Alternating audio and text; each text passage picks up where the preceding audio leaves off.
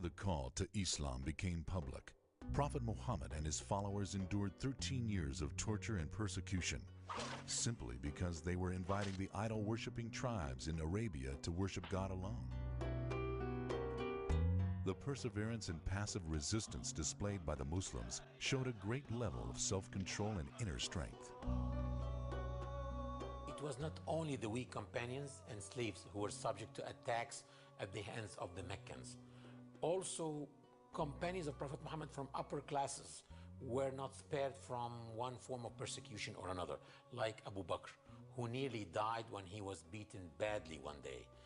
It is worthy mentioning that the very first martyr in Islam was not a man at all, but a woman, Lady Sumayya, who was jabbed with a spear by Abu Jahl, one of the leaders of Quraysh, which proves that even women were not spared from persecution and killing. To really appreciate the suffering and sacrifice of the early Muslims, one would just really need to look at some of the historical narrations about what happened in Mecca during those days. We talk about an embargo. We're not only talking about an economic embargo, we're talking about an embargo that affected family relations, social relations, friends, relatives, affected the economic situation of the Muslims, affected their religious freedoms and political freedoms. It was an embargo that encompassed the entire community. And we look back at some of the reports and we find people saying that they ate grass. Some of the Muslims like Sa'd ibn Abi Waqqas, he actually ate grass to survive. He had no food. We read the reports about children who were crying and screaming who had no food. And Muslims would go to their brothers' markets, fellow non-Muslims, and be refused to be sold food, even though the food was right there in front of them. So this was not only an economic embargo, but also a spiritual embargo, a social embargo, and most importantly, a mental embargo, which was designed to shake the Muslim community from their faith. To avoid getting captured by the Meccans, most Muslims had to immigrate secretly under the cover of the night, leaving behind all what they had of properties and memories. In Medina, 14 years after the beginning of the Prophet's mission, a revelation came from God permitting the Muslims to fight back. Permission was not given to them for more than 14 years, despite all of the killing of victims and the suffering they endured, because their hearts were not yet ready to perform jihad. The Quran gave permission to the Muslims to engage in combat with their persecutors for the first time. The Quran says, permission to fight back is given to those who are being fought because they have been wronged, and indeed, God is all able to give them victory. This verse is clear in defining combative jihad. This combative jihad is in response to aggression and oppression and seeks to establish justice, which is a supreme goal, not only in Islamic teachings, but in every civilization. Establishing justice is a supreme goal. If you lose your homeland, well, Islam is encouraging Muslims to fight back and regain their freedom. A lot of discussions and a lot of differences over why Muslims fight, what justifies a Muslim to carry arms against others. As a convert to Islam, definitely that was a question that I had. And in recent years, due to the events that we've seen all over the world and the tragedies and killing of the innocents, I really had to do some soul searching. I was blessed to come and study in Al-Azhar University here in Egypt. In my 4th year of studies here, we actually studied an entire course on jihad. And in that book, it clearly states that the reason why Muslims fight is not because they're fighting people who don't believe in Islam, but that Muslims can fight even Muslims if there is a situation where injustice is being perpetrated against them. So the main reason for fighting in Islam, according to that text, which was written by a number of scholars, as well as the majority of classical Muslim jurists, is to repel injustice. Muslim scholars throughout history explain the rulings of combative jihad, depending on the two primary sources of Islamic legislation, the Quran and the Sunnah. The teachings of Prophet Muhammad mainly focused on two things. When it is allowed to go for combat, and if you go for combat, the do's and don'ts in combat. According to the Quran, especially in chapter 22, in verses 39 to 40, One ground for jihad is to protect places of worship, such as monasteries, synagogues, churches, and mosques. The Quran says, "For had God not decreed to repel some people by means of others, demolition would certainly have come to many monasteries, churches, synagogues, and mosques, in which the name of God is much mentioned in praise."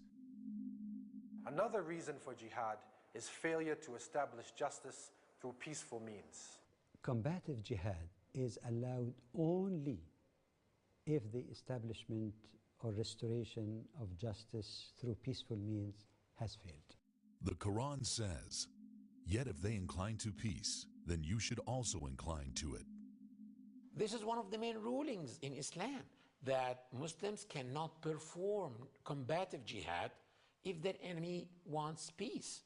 And of course, peace doesn't mean just ceasefire. Peace means ceasefire, we are returning back your rights. So that was crystal clear in the Quran and in the Sunnah of Prophet Muhammad, peace be upon him, that Muslims should try to establish justice through all possible peaceful means. And if this happens, then Allah is opening no way for them to fight. The Quran says, "Therefore, if they withdraw from you and fight not against you and offer you peace, then Allah accords you no lawful way to fight against them." Peace always comes as the first option in Islam. One of the chapters of the Quran is called Al-Fath in Arabic, which means the manifest victory. And it starts like that. Surely we have granted you a manifest victory. And guess what? This victory was not in any battle. This victory was a peace treaty called Al-Hudaybiyah Peace Treaty. So what do you think about a book that calls a peace treaty a manifest victory? Is this book promoting peace or war? Amongst the Prophet's teachings was the direction not to crave conflict. He said, "O people, do not look forward to meeting your enemies in battle and ask Allah to spare you from war. But if you meet them in battle, then stand firm."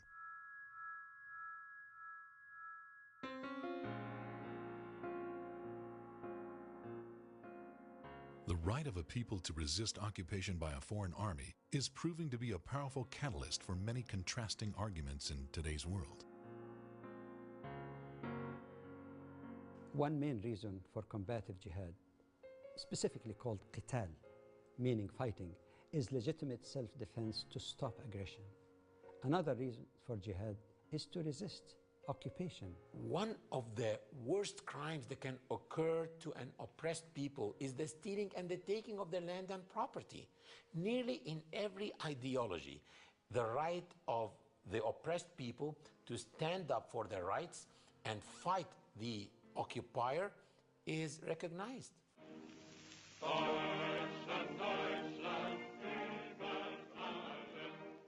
Islam encourages Muslims to resist occupation, which is in fact considered to be a form of enslavement. This is clearly unacceptable and humiliating for the occupied people.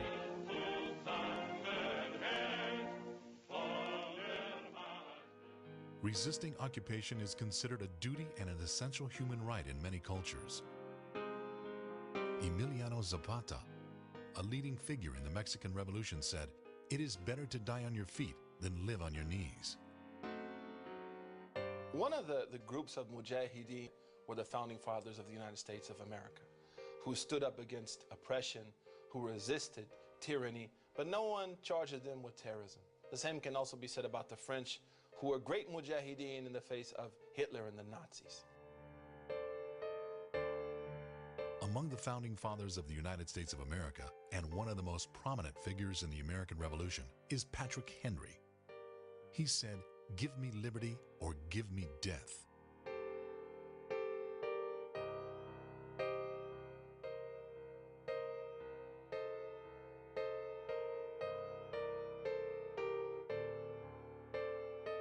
No one can blame the founding fathers of the United States of America in fighting and resisting for the sake of freedom.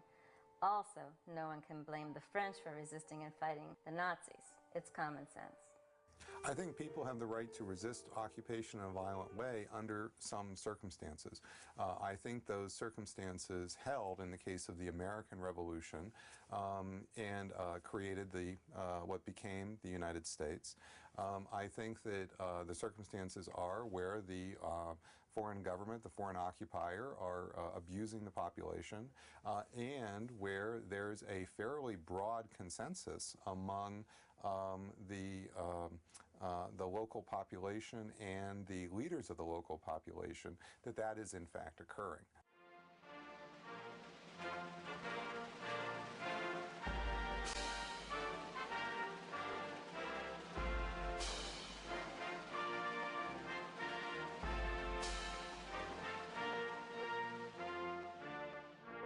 The United States was founded on a revolution. It was a right of the people to overthrow an abusive government. This was something that was enshrined in our Declaration of Independence. This is what the Declaration is all about.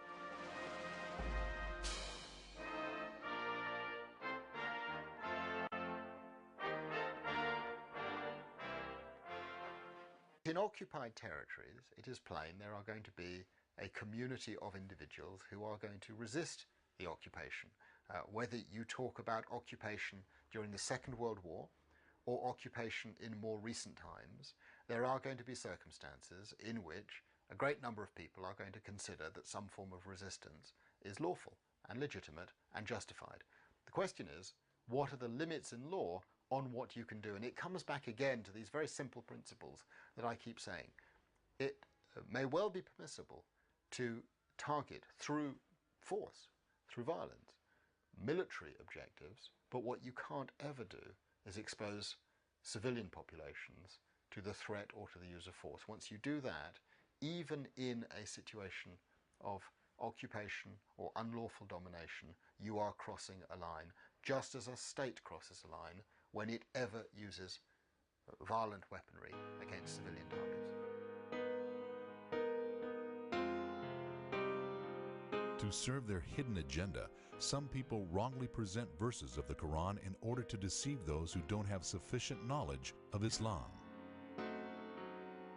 Take, for example, some people say, how come Muslims are having in their book, fight in the cause of Allah? They should have love in the cause of Allah like other religions. But again, the same immoral cut and paste game is played against Muslims. The verse actually says, fight in the cause of Allah, those who fight against you. But they don't continue the verse, and they take the words out of context, playing this game always against us. The Quran says, and fight in the cause of God those who fight against you, but begin not hostilities. Indeed, God does not love those who commit aggression. A major problem within the Muslim community as well as outside of it is what I call drive-through jurists or cut-and-paste jurists. Those people, whether they're Muslims or not, who take, splice up verses, edit them, add a little TiVo, or maybe even give it a little, a cut-and-paste job here and there, and present verses and statements of the Prophet, peace be upon him, either which are not complete or out of context, using those verses and using those statements of the Prophet to justify egregious actions. Some people say, how come Muslims are having in their book, kill them wherever you find them? As if the Quran is only encouraging Muslims to kill non-Muslims. As if Muslims should walk with 2 machine guns to kill non-Muslims wherever they find them. But they are playing the same immoral cut and paste game. If you read the verse as a whole, it says, kill them wherever you find them and drive them out from where they drove you out. This verse is telling Muslims to fight their occupiers and regain back the freedom of their homeland.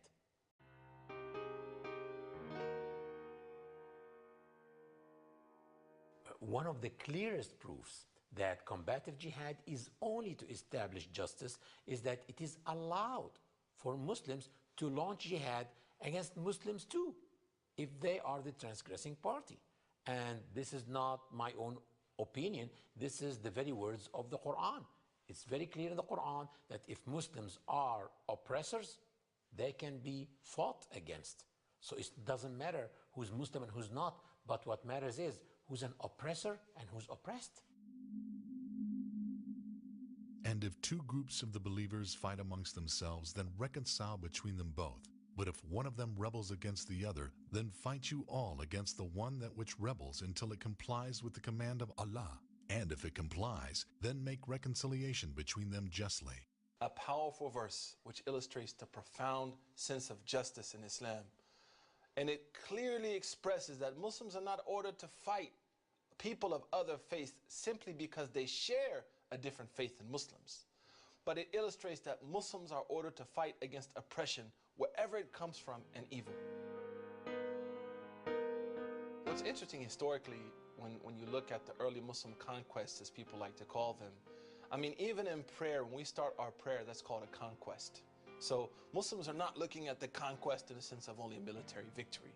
But when they entered those countries, people greeted them and welcomed them. They did not rise up against them. In fact, some of them even sent letters to the Muslim leader saying, come invade the country, we'll help you and help us to relieve this yoke of oppression from our necks. So it's very rare to find that there was a wide resistance against the occupying armies of the Muslims. During the 7th and the 8th century, when Muslims fought against the Roman Byzantines and the Persians, they were rarely faced by any civil resistance. In fact, many civilians joined the Muslim armies and fought against the Romans and the Persians themselves. John, the Bishop of Nikiyu, an Egyptian Coptic historian, was an eyewitness to the Muslim army's conquest of Egypt. He wrote in his chronicles that the Egyptian Aryans joined the Muslims in besieging the Roman soldiers in the Babylon fortress.